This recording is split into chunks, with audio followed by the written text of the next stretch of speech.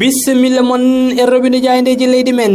garandi en altine go lewru mars hitande ujunnaji ɗiɗi e nogase goo musidɓe men jayndiyankoɓe ina jokki artude ha joni e alhaali Ousmane Sonko ko aljuma oɗo wonno suudu sarɗiji leydi Sénégal ɓortuno wutte makko député kanko Ousmane Sonko ngam lawol wawa hebde mo hankanti wawa joddade makko hettomo taw ko fati e alhaali oɗo plainte mo ganduɗa ko kañum woni hakkude makko e oɗo suko debbo udditoyen jayde les échos tawtoyen toon kan non haal e wiide mabɓe ha joni ha ɗo tottolniɗen juge d'instruction soit taw hebde ɓatake soit taw hebde e notification gummiɗo député ji wonɓe toon to suudu sarɗiji leydi Sénégal ngam hollidde wutte makko député kanko Ousmane Sonko ɓortama kala jeeyaɓe e oɗo alhaali foofu ma kette e ndeɗo yontere nde gonɗen e wiide musidɓe men jaydiyankoɓe les échos on ɗon document on ɗon kayit moɓe padata ko ñalawma hande o ko altine hande o tigi o heɓoto ko altine hande o suudu sarɗiji leydi Sénégal windata ɗum nawana ɗum omo ganduɗa ko kanko woni jagorɗo kalfinare ñawore kanko jagorɗo o so ɗum yawti kayito o itta ɗum e juuɗe makko o watta ɗum e juuɗe juge d'instruction wondude e procureur de la république jokkitoyen haala alhaali Ousmane Sonko e jayde tribune ndeɗo yontere nde puɗɗiɗen nadde ko yontere musore no feewi Ousmane Sonko kanko Ousmane Sonko mo ganduɗa ko ɓoyata ko maw heɓ convocation kayit gummiɗo e juge 8e cabinet taw fatat koye hettademo kanko Ousmane Sonko i alhaali dendinɗomo e oɗo masseuse biyeteɗo Adji Sarr kanko Ousmane Sonko ko calinoɗo noddago ngo magistrat d'instruction noddunombo caggal kay nde o holliti kanko Ousmane Sonko haqqe makko ɗoftaka koko waɗa violé e ko fati e ɓortugol wutte makko député ko ɗum noon ɓeydi sabade o nangui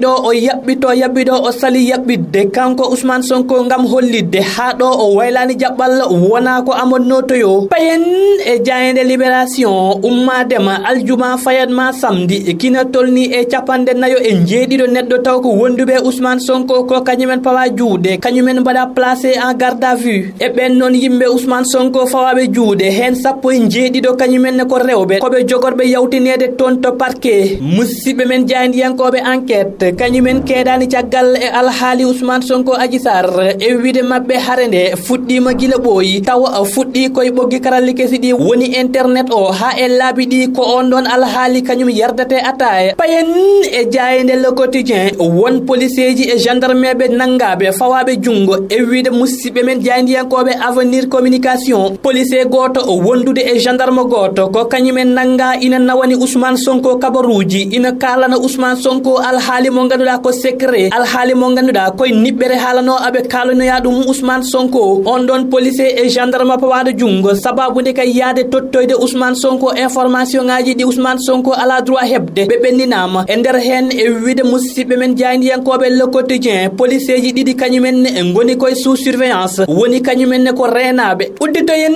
jayde vox populi alhaali Ousmane Sonko wondude Adji Sarr jibini tension ngaji goɗɗi toon to Rufisque ko galle Seydou Diouf mo ganduɗa ko kañum woni président commission finance mbo suudu sarɗiji leydi Sénégal ko galle makko duppa ñalawma hanki o toon to duɗal jaabi katirde Assane Seck mbo Ziguinchor toon ne kadi ko cumo waɗi toon e chantier goto musidɓe men jayndiyankoɓe garti e jaajendi ha e ɓeɗo yimɓe e sappo e jeetato fawaɓe jungo taw ko jeeyaɓe e coalition citoyenne le peuple taw goto e mabɓe ko Dambodj mo ganduɗa ko gardiɗo goto e syndicat ji jangguinoɓe kandon haala Ousmane Sonko ko kañum tawtoyten e jayde Sud Quotidien caggal nde Ousmane Sonko takkiɓe kamɓe joɗiɓeɓe e jappere nde wonde ko kamɓe mbaɗi oɗo complot ministre conseiller joguiɗo coordonnateur de la communication toon to galle lamorgo to hono Seydou Gueye ñalawma hanki o yeddi ɗum o fawi hen brique ngam hollidde président Macky Sall e yimɓe muɗum wonkoɓe tali ko wona wonde ɗo ina waɗa complot e wiide Seydou Gueye on not cahan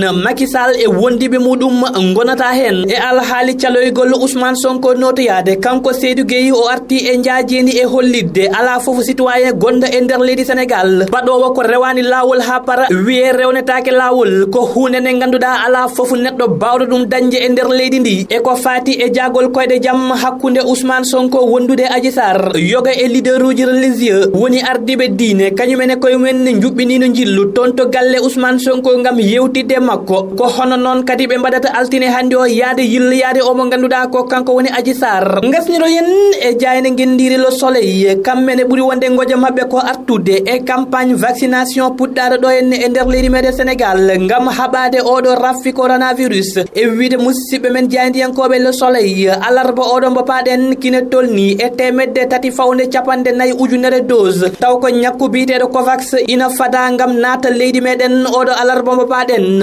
wattana o foof ina fira ina faccira e jayde le soleil yo jaam e kisalal wone men